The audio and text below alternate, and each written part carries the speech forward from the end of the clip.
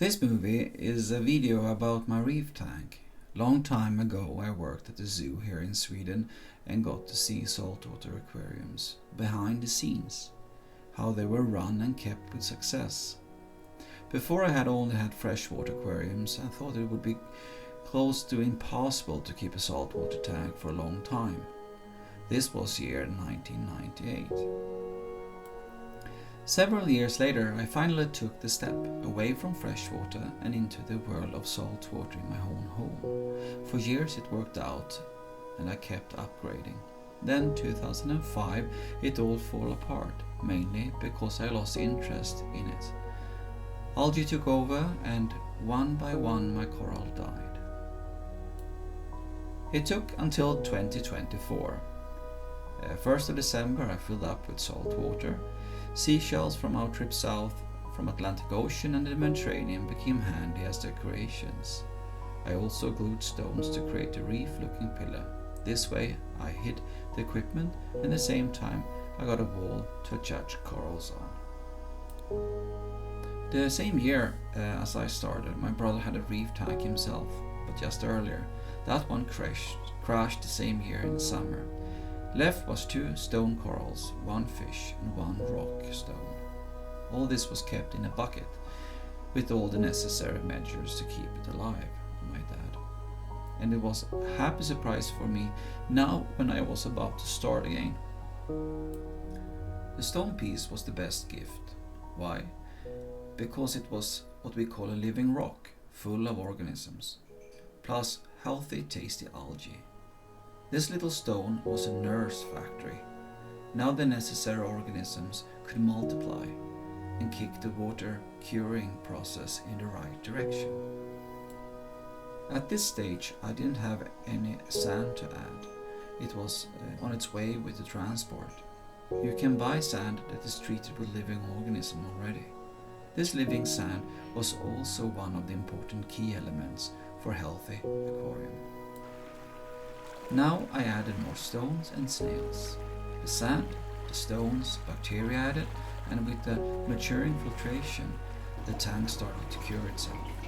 This curing includes many stages, and you can follow the development with just looking at the different algae that invade in stages, like colorful armies with hammers in and takes over the sand and stones. The water can get cloudy, and the water quality takes big jumps in different directions. 2 different types of hermit crabs was added. Our personal favorite is the red one, Halloween hermit. Their small long legs can reach further in crevices, pick stuff and eat it. For them it's food. For the aquarium this could be otherwise turned to bad nutrition and poison the tank. They always work hard, but especially at night time. The aquarium turns from bright with colors at daytime, and by night all the nocturnals comes out and have a fiesta. Algae is trimming down by the snails, the sand is shuffled around by the crabs, and specialists, other type of snails, all inhabits has a purpose. It's 100% ecosystem.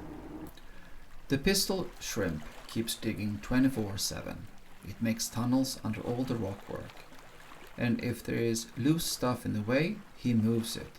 No question asked. At night he snaps with his claws to warn others that comes too close to his cave, or to stun them with sound waves. Here is also one of many symbioses that you can have in the reef tank. The yellow watchman goby lives with the pistol shrimp. The fish gives shrimp leftovers, and as great that is, the shrimp keeps the tunnels tidy for him. A symbiosis.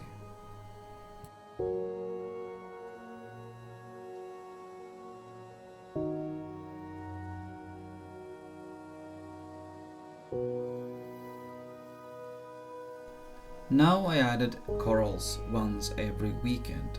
Soft corals, stone corals, anemone, and corals that are something all between soft and stone. Now the coral reef starting to shape.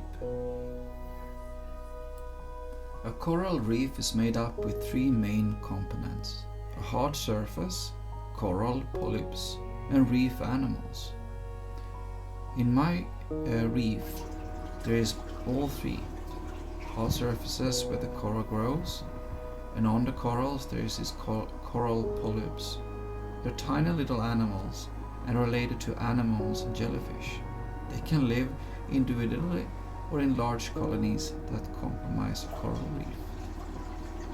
Millions of species are associated with coral reefs ecosystems, and many play crucial roles in maintaining a healthy, functioning and balanced reef aquarium. Here is our soft coral Rhicoderia yuma. It has longer tentacles than other so-called mushrooms.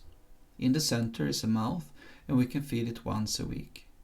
It has a flat bottom and serves as a foot, so it can hold on in stronger currents.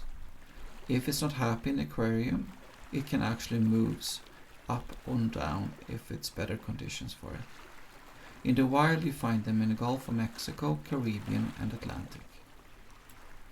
Here is our yellow Fiji. It's a leather coral, considering soft coral.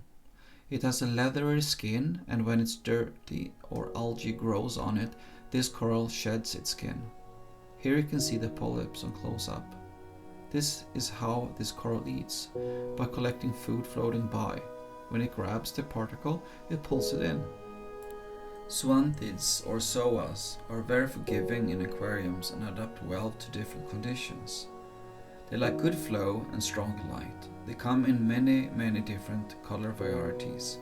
Some of them have a toxin, and one of them so strong you can be hospitalized if you're not careful. Many corals has a defense system and can send out chemicals to defend its living space. They need to do this to secure sunlight from other corals that might grow beside them and outgrow them. Even in aquariums this can happen. Montipora is a coral of small polyp stone coral found in the reefs throughout the world. They are one of the primary reef building corals. These grow like big flakes out from the reef. Some can also grow upwards, and they come in different colors. In the wild you can find them in Indonesia, in Australia and the Pacific Ocean. That was some of our corals. Now we need to mention about our clownfishes. We have 3 little Nemos. Yeah, they call them like that in store. Probably from the popular movie Finding Nemo. All clownfishes born as a boy, a male gender. The strongest one in the school, groups of clowns, becomes one female. So it changes sex if needed to. They then live in the anemone, host it, feed it. But how does it not get stung by the anemone? Yeah, slowly it rubs against the anemone's tentacles and builds up an immune system. Then it can dance around safely in the anemone without getting stuck or stung. It can even dive down into its mouth. One of the symbioses in our tank. Thank you for watching.